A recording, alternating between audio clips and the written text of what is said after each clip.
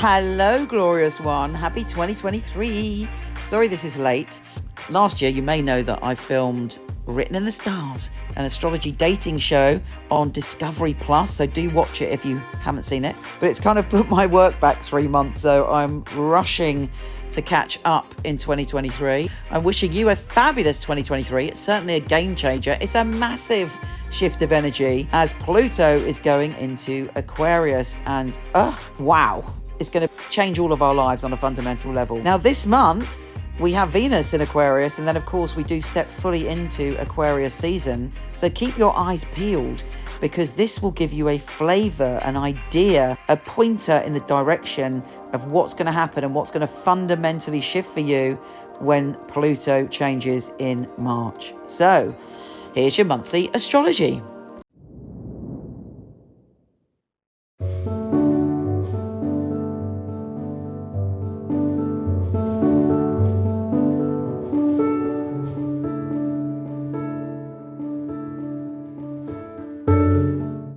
Wow, Libra, big times ahead for you, and times that are going to explore your creativity, your passion, your desire, your sensuality.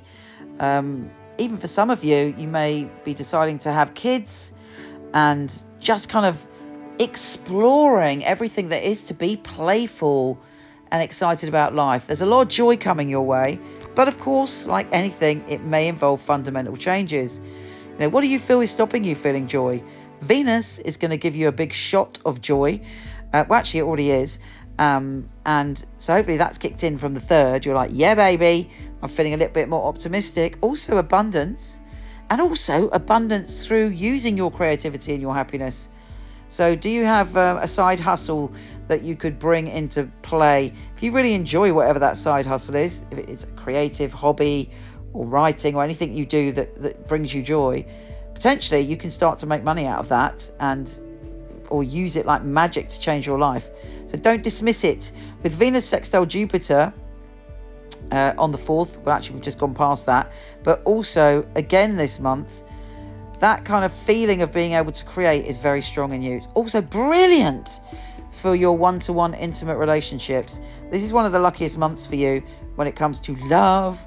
You also might think about moving, changing, or even maybe taking a visit to your old childhood home. But your home and the past and what it meant to you is coming up for you up until after the 18th when you let that go. With Mars going direct on the 12th, you've suddenly got your sense of freedom back. Perhaps you travelled and there were schnaffers. Maybe there was problems or delays or things you wanted to do didn't quite manifest. Well, now it is onwards and upwards. You're like, bring me the next adventure. And you're feeling totally spontaneous. And that spontaneity may drive you to have adventures that you couldn't even conceive before. And it might be very sudden as well. But you're passionate and you want to do sort of proactive things. You might fancy a bit of mountain climbing or doing something that kind of pushes you but also involves nature. Mercury goes direct, which is brilliant on the 18th. If you've had any problems with family, roommates, landlords, anything to do with your home, that gets much easier after the 18th. And there's a big transformation and change there. When the sun enters Aquarius, even more thrilling, creative and joyful events could happen. Very good for love, flirtation, and anything that you do that's artistic or joyful. And as I say, really great with kids. If you've got kids or you want kids, it's a good vibe. It changes things. And you're willing to make a commitment in love as well from the 22nd. Perhaps there'll be a proposal or an opportunity to take love to the next level as Venus joins forces with Saturn. So and it could be unexpected, right? Because Uranus goes direct then. Be aware of your feelings though. So let's say somebody says, move in with me. Let's say there's a proposal. Let's say a partner says, let's go to the next level. Or let's say a new partner comes in. Or, you know, if you're celibate and not interested in any of that, maybe a cat's going to turn up on the doorstep. But whatever turns up unexpectedly, do say, do I really want this? Is it for me?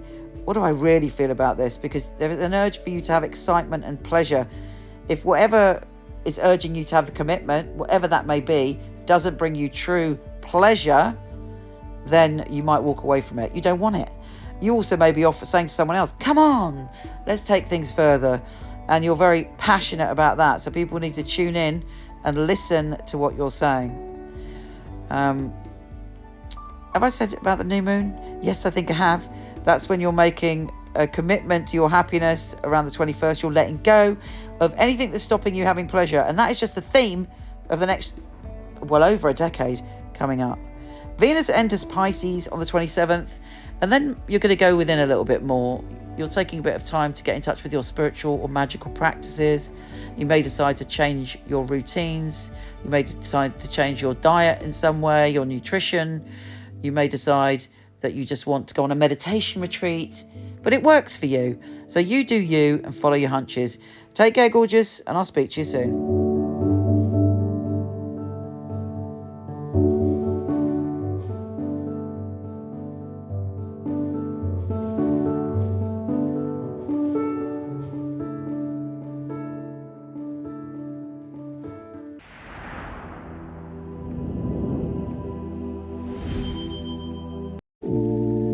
I've had my psychic company for over 20 years. I've always been exceptionally picky about who I have on my team.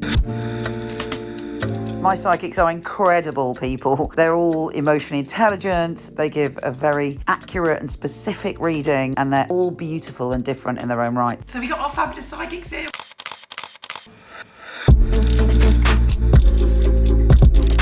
My psychics go through 5 rigorous tests, including one with me, and then we get to meet. I love meeting the readers. And we make a film showcasing their unique skills. Sharon P. Here, we're doing filming. So are you excited? Just relax, be yourself. Open up your heart. So if you feel that you're accurate, you're emotionally intelligent, and your heart really wants to empower your clients, then we'd love you to apply and come for a test with us.